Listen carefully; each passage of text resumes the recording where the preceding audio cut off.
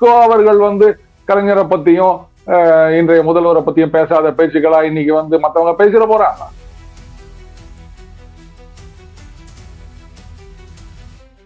படிப்படியா போனா இன்னும் ஒரு 100 வருஷத்துல புடிச்சிடலாம்.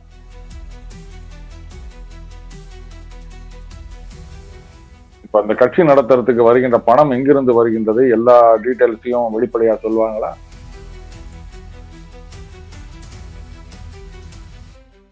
இல்ல ஜெயிக்க விடுறாங்களான்னா யார் சொல்றீங்க? நம்ம இவரையா? வேணா விட்டுருங்க, இப்ப வேணாம் அது.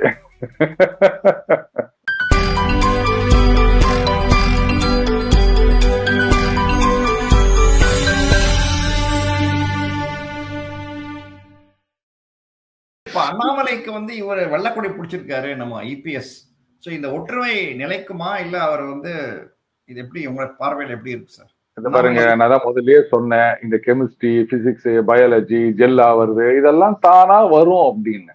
ஆரம்பத்துல சில பேர் அப்படி எப்படின்னு இருப்பாங்க. என்ன ஒண்ணு அந்த ஒரு என்ன சொல்றது ஃப்ரிக்ஷன் கூட வராம அவாய்ட் பண்ணிருந்திருக்கலாம் பாஜக. ஆனா அவங்க வந்து ரைட்டே ஒண்ணு டைம் இருக்குது அப்படின்னு விட்டுட்டாங்க. ஓவர் பீரியட் ஆஃப் டைம் இதெல்லாம் சரியாயிரும். இதுல சில பேர் கேக்குறாங்க, அவர் வந்து எடப்பாடியை பத்தி அப்படி பேசினார் இப்படி பேசினார், இன்னைக்கு வந்து இது மாதிரி பேசுறாரு அப்படின்னா, ஏன் இதே எடப்பாடி கூட தான் பாஜகவோட ஒட்டும் கிடையாது, உறவும் கிடையாது, கூட்டணி கிடையாதுன்னு சொல்லிட்டு இனி போய் கூட்டணி உக்காந்து இல்லையா? அரசியல்னு வந்துட்டா இதெல்லாம் சாதாரணமாப்பா. அதை விட்டுட்டு ஒரு சில பேர் வந்து இந்த மாதிரி எல்லாம் வந்து பேசிட்டு இருக்கிறது ரொம்ப தப்பு. இவங்க எல்லாம் யாருக்காக விளையாடுறாங்கன்னு தெரியல. கூட்டணின்னு வந்தாச்சுன்னா வாய் மூடிட்டு இருக்கணும். எதுக்கு தேவையில்லாம வந்து அண்ணாமலை அவர்களை வந்து டீஸ் பண்ற மாதிரி பேசிட்டு இருக்கிறது? பட் அண்ணாமலை ரொம்ப ஓவரா முதல்ல ஆரம்ப ரியாக்ட் பண்ணிட்டாரோ, கிணற்று தவளை வந்து இதே மாதிரி தற்கூரி அந்த மாதிரிலாம் ரொம்ப ஓவரா பேசிட்டாரோ அரசியல் வந்து. பாருங்க, அவர் பிராண்ட் ஆஃப் அரசியல பண்ணிட்டு இருக்காரு, அப்படித்தான் பேசுவாங்க. வைகோ அவர்கள் வந்து கலைஞரை பத்தியும் இன்றைய முதல்வரை பத்தியும் பேசாத பேச்சுக்களா இன்னைக்கு வந்து மத்தவங்க பேசிட போறாங்க. Correct correct. என்ன துரோகி அப்படின்னு சொன்னவர்ல வைகோ, சாதிக் பாட்ஷாவை கொன்னவர் இவர் தான், ஒரு கேஸ் போடுங்க அப்படின்னு சொன்னார்ல. சொன்னாரே, ஒரு கழக கிளை செயலாளருக்கு இருக்கிற ஒரு சாதுரியம் கூட கிடையாது அப்படின்னு சொன்னவர் தானே இவரு. இன்னைக்கு வந்து கடைசி வரைக்கும் அவருக்கு பாதுகாவலாக இருப்பேன் அப்படின்னு சொல்லிட்டு இல்லையா? இதெல்லாம் அரசியல் அப்படிதாங்க. இங்க இருக்கும்போது இப்படி திட்டுவாங்க. இவ்வளவு ஏன் கூட்டணியை விடுங்க, இந்த கட்சியில இருந்து இருக்கும்போது அந்த கட்சி தலைவரை பத்தி கண்ணாமரான்னு பேசிட்டு நாளைக்கு அந்த கட்சியில போய் சேர்றதெல்லாம் நம்ம பாக்கலையா? கரெக்ட். இன்னைக்கு திமுக எத்தனை அமைச்சர்கள் இருக்காங்க, அவங்க எல்லாம் அதிமுக இருக்கும்போது திமுக பத்தி என்னெல்லாம் பேசியிருக்காங்க. இன்னைக்கு எவ்வளவு பவர்ஃபுல் மினிஸ்டர்ஸா இருக்காங்க. இதே இன்னைக்கு இருக்கின்ற இருந்த ஒரு பவர்ஃபுல் மினிஸ்டர், அவரை பத்தி அன்றைக்கு இருந்த எதிர்கட்சி தலைவர் எப்படி எல்லாம் பேசியிருக்காரு. இன்னைக்கு அவ்வளவு இம்பார்ட்டன்ஸ் கொடுக்கலையா இன்னைக்கு திமுகல? இதே என்னவோ சில பேர் வந்து அப்படி பேசி இப்படி வர்றாரு அப்படின்னா நாம எப்படி பேசணும்ன்றத பத்தி யோசிக்கணும் ஒரு காலத்துல.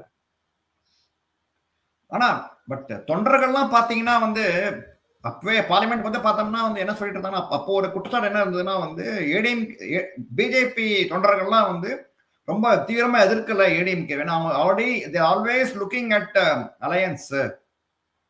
ஒரு பெரிய குற்றச்சாட்டா இருந்தது பிஜேபி கேடர்ஸ் மேல. ஏன்னா வந்து இவங்க ரொம்ப தீவிரமா வந்து செயல்பட மாட்டேன்றாங்க ஏடிஎம்கேக்கு எதிராக. அப்போ ஏன்னா கூட்டணி வரும் எதிர்காலத்துல அப்படியே சொல்லி பண்ண, பட் அதே உண்மையாயிடுச்சு. தொண்டர்கள் லெவல்லே வந்து நீங்க பாத்தீங்கன்னா அப்படி இல்லைங்க. இது பாருங்க, பெரும்பாலான தொண்டர்கள் அண்ட் எஸ்பெஷலி புதுசா அண்ணாமலைக்கு அவர்கள் பிறகு வந்த அவருக்காக வந்த ஆதரவாளர்கள் இவங்களை பொறுத்த வரைக்கும் தனியா போட்டி போடணும் அப்படின்றதுதான் கொள்கையாக இருந்தது. 26ல ஆட்சியை பிடிப்போம் அப்படின்னே சொல்லிட்டு இருந்தாங்க. பட் நான் வந்து சொல்லியிருந்தேன் 26ல ஆட்சியை பிடிக்கிறதுன்னு கிடையாது, 31, 29க்கு அது ஒரு ஸ்பிரிங் போர்டா வச்சுக்கலாம் அப்படின்னு. அப்கோர்ஸ் கட்சியுடைய தொண்டர்கள் இல்ல ஒரு தலைவருடைய ஆதரவாளர்கள் அப்படிங்கும்போது அவங்க ரொம்ப ஓவர் இன்டியூவா இருப்பாங்க. அதெல்லாம் நம்ம இல்லைன்னு சொல்ல முடியாது. அண்ட் அங்க யாரும் கூட்டணி போகணும் அப்படின்லாம் யாருமே நினைக்கல. இங்கதான் சில பேர் வந்து அது மாதிரி பண்ணிட்டு இருந்தாங்க. அண்ட் அந்த கூட்டணி அப்படின்றதே வந்து கடைசி ஒரு மாசத்துல பெருசா பேசப்பட்டு டகால்னு வந்ததுதான ஒரு ஆச்சரியமான விஷயம் தான். தொண்டர்கள் நிஜமாகவே கூட்டணி வேணும் அப்படின்னு சொல்லியிருந்தாங்கன்னா கூட்டணி வந்த பிறகு அவ்வளோ ஒரு கசப்பான விஷயங்கள்லாம் சோசியல் மீடியால கழுவி ஊத்த வேண்டிய அவசியம் கிடையாது. இல்ல எப்படி இருந்தாலும் கூட்டணின்னு வந்தாச்சுன்னா நீங்க வேலை செய்யணுங்க, அவ்வளவுதாங்க, முடிஞ்சு போச்சுங்க. அதுதான் அந்த விஷயத்துல என்ன கேட்டனா வந்து டிஎம்கே கேடர்ஸ் வந்து தே ஆர் மோர் மெச்சூர்னு தோணுது. அரசியல் சகஜம் சொல்லிட்டு அவங்க they are able to carry forward. I think ADMK தான் ரொம்ப அவங்க மனசுல வச்சுக்கிறாங்கன்னு தோணுது. ரைட். நாளைக்கே கூட BJP alliance with DMK cadres will accept அரசியல் சகஜம் சொல்லிட்டு போயிட்டு இருக்காங்க. ரைட். பட் ஏடிஎம்கே தான் ஒத்துக்க மாட்டேங்கிறாங்கன்னு தோணுது நமக்கு இல்லையா? அவங்க தான் மனசு ஒத்துக்க மாட்டேங்கிறாங்களா? இல்ல, ஒத்துக்கிட்டு தான் ஆகணும். It's a question of survival. இந்த வீடியோ உங்களுக்கு பிடிச்சா லைக் பண்ணுங்க, ஷேர் பண்ணுங்க, சப்ஸ்கிரைப் பண்ணுங்க, ப்ளஸ் கட்டாயமாக பெல் பட்டனை வந்து அமுக்குங்க. ஏன்னா வந்து யூடியூப் அல்காரிதம் வந்து அப்பப்போ மாறிக்கிட்டே இருக்கு. ஸோ பெல் பட்டன் நீங்கள் வந்து ப்ரெஸ் பண்ணலன்னா வந்து உங்களுக்கு வந்து வீடியோ வந்து உடனடியாக வராது, உங்கள் ஃபீட்ஸில் வராது. பட் நீங்கள் பட்டனை ப்ரெஸ் பண்ணிங்கன்னா உங்களுக்கு டெஃபினட்டாக வந்து இமீடியட்டாக வந்து பப்ளிஷ் பண்ணணும், உங்களுக்கு வந்து வீடியோ லிங்க் வரும் உங்களுக்கு. ஸோ தயவுசெய்து சப்ஸ்கிரைப் பண்ணிவிட்டு பெல் பட்டனையும் அமுக்குங்க. இனிமேல்ட்டு நம்ம வீடியோக்குள்ளே போகலாம். அதுக்கு இன்னொரு கோரிக்கை இருக்குது. நம்ம சேனலில் வந்து நம்ம பிஜேபி ப்ளஸ் நாட்டு நலனை பற்றி கருத்துக்கள்லாம் நாங்கள் வந்து போடுறோம். இதே மைனாரிட்டி ஓட்டு எங்களுக்கு கிடைக்காது, அதிமுகவோட சேர்ந்து இது பாஜகவோட சேர்ந்தா அப்படின்னு சொன்னவங்க இன்னைக்கு வந்து கூட்டணி வைக்கலையா? தெரிஞ்சு போச்சு, சர்வைவலுக்கு வேற வழியே கிடையாது அப்படின்னு. அப்ப தொண்டர்களும் they have to reconcile. ஏன்னா நாம மட்டுமே வந்து 120 சீட்டு ஜெயிச்சிருவோம் அப்படின்லாம் சொல்ல முடியாது. ஒருவேளை கம்மியா இருந்தது அப்படின்னு சொன்னா மற்ற கட்சிகளும் சேர்ந்து, இப்ப எங்க மற்ற கட்சிகள்னு சொல்ல முடியாது, கட்சி பாஜக அவங்களுடைய தயவு தேவையா இருக்கும். அதனால அவங்க போட்டியிடுற தொகுதிகளில் ஜெயிக்க வச்சாகணும்ன்ற கட்டாயத்துல இருக்காங்க. ஒத்து போய் தான், அதுல எந்த சந்தேகமும் கிடையாது. ஏன்னா முன்ன வந்து பாத்தீங்கன்னா வந்து கூட்டணி தான் அப்படி சொல்லிட்டு இருந்தாங்க. அப்ப திடீர்னு வந்து இவங்க ஜகா வாங்கிட்டாங்க இல்லையா? ஏடிஎம்கே ஆட்சின்ற மாதிரி பாருங்க, அதிமுக திமுகவை பொறுத்த வரைக்கும் 2 பேரும் வந்து உறுதியா இருக்காங்க. நாங்க வந்து கூட்டணி தேர்தலுக்கு தானே தவிர ஆட்சிக்கு கிடையாது அப்படின்னு. சோ இதுல திருப்பி திருப்பி வந்து குழப்பம் பண்ணிட்டு இருக்கிறது அர்த்தமே கிடையாது. அடுத்தது கூட்டணி ஆட்சி தான் அப்படின்னா இது வந்து அந்த கொள்கை அளவுல 2 பேரும் கொஞ்சமாவது ஒத்து போனோம். சிவசேனா பிஜேபி மாதிரியோ இல்ல மற்ற கட்சிகள் மாதிரியோ, ஆர் ஈவன் தெலுங்கு தேசம் பாஜக அவங்களுக்குள்ளேயே பிரிவு வந்து மறுபடியும் சேர்ந்து இப்படி எல்லாம் நடந்ததை நம்ம பார்க்கணும். அப்படி இருக்கச்சு அதிமுக பாஜக அப்படின்றது கூட்டணி ஆட்சின்னு சொன்னீங்கன்னா இது வந்து வேற மாதிரியான விளைவுகளை ஏற்படும். இந்த பக்கம் என்ன நினைப்பாங்க, ஆஹா அப்ப அவங்க வந்து அதிகமா ஜெயிச்சிட்டாங்கன்னா வம்புன்னு இவங்க நினைப்பாங்க. இந்த பக்கம் அவங்க என்ன நினைப்பாங்க, அவங்க மைனாரிட்டியா இருந்தாதான் நாம இது பண்ண முடியும் அப்படின்னு நினைப்பாங்க. 2 பேரும் ஒருத்தர் வாரி விட்டுப்பாங்க. இதுதான் நடக்கும். அதனால அது தேவையே இல்லைன்றது. நான் எதுக்கு நீங்க இப்பவே வந்து கூட்டணி ஆட்சி அப்படின்லாம் பேசி நிக்கிறீங்க? கூட்டணி ஜெயிக்கணும், அவ்வளவுதான். ஜெயிச்ச பிறகு நான் சொன்னேன்ல சித்தப்பாவா பெரியப்பாவான்றது அப்புறம் பாத்துக்கலாம். ஜெயிச்சு ஆட்சிக்கு வந்துட்டாங்கன்னா அதுக்கப்புறம் வந்து நமக்கு மந்திரி பதவி வேணும்னா அதெல்லாம் வாங்குறதுக்கு எத்தனையோ வழி இருக்கு. அதெல்லாம் நான் சொல்லி தரணுமா? அது சரி. பட் அண்ணாமலைக்கு ஏதாவது பதவி ஏதாவது உண்டா சார்? அவர் சென்ட்ரல் சைட்ல மூவ் ஆறாரா இல்ல இங்கே தான் இருப்பாருன்னு நினைக்கிறீங்களா நீங்க? What is your? அவர் இங்கே இருக்கிறது தான் கரெக்ட். அவர் ஏற்கனவே கூட சொல்லியிருக்காரு, நான் தமிழகத்தில் தான் இருப்பேன் அப்படின்னு. கவர்னரா போட முடியாது தமிழகத்துல. அண்ட் அதுக்கான அந்த ஒரு சீனியாரிட்டி அப்படின்னு சொல்ல முடியாது. அப்படியே கவர்னரா போட்டாலும் தமிழகத்துல போட முடியாது. ஸோ தமிழகத்துல தான் இருப்பேன் அப்படின்னா வேற என்ன பண்ண முடியும்? தமிழகத்துக்கு ஒரு மத்திய மந்திரின்னு போட முடியுமா? அதுவும் முடியாது. ஸோ அதனால இட்ஸ் பெட்டர் டு கண்டினியூ இன் தமிழ்நாடு. அதுதான் வந்து அவருக்கும் நல்லது, கட்சிக்கும் நல்லது அப்படின்னு நினைக்கிறேன் நான். ஓகே சார், இன்னும் எனக்கு ஒரு கேள்வி இருக்கு.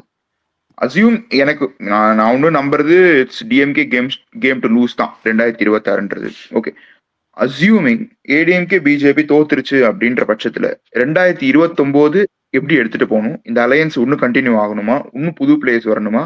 எப்படி உங்களோட ஐடியா இருக்கும் 2029 பொறுத்த வரைக்கும்? இல்ல 26ல வந்து மறுபடியும் இந்த அதிமுக பாஜக கூட்டணி தோற்று விட்டது அப்படின்னா எவ்வளவு இடங்கள்ல தோக்குறாங்க, என்ன ஓட்டு சதவீதத்தில் தோக்குறாங்க அப்படின்ற ஒரு விஷயங்கள்லாம் இருக்கு.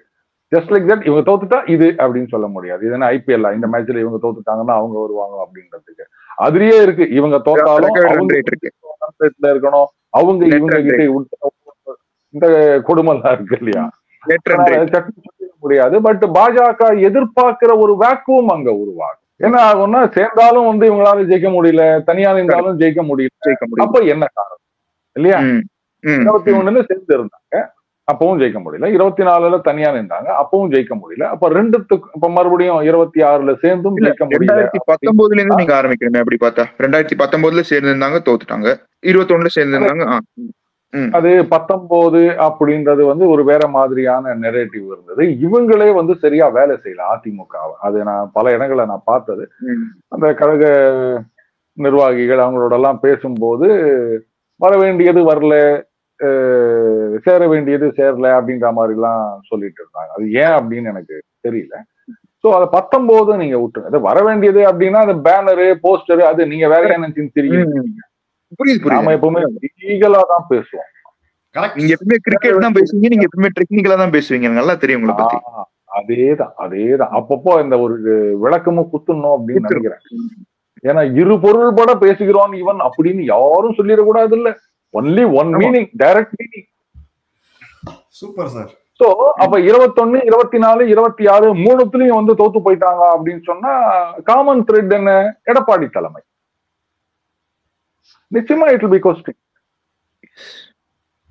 அப்பதான் அதுதான் ஒரு வேக்குவம் ஆகும். அந்த வேக்குவத்தை வந்து பிஜேபி ஃபில் பண்ணும். அந்த நேரத்துல மேபி ஒரு 27 வாக்குல மறுபடியும் அண்ணாமலை அவர்களை தலைவராக கொண்டு வரலாம். கொண்டு வந்துட்டு கட்சியை மறுபடியும் முதல்ல இருந்து ஆரம்பிக்கப்பா, வேற வழி இல்லை அப்படின்னு. அதுதான் ஒரே வழி.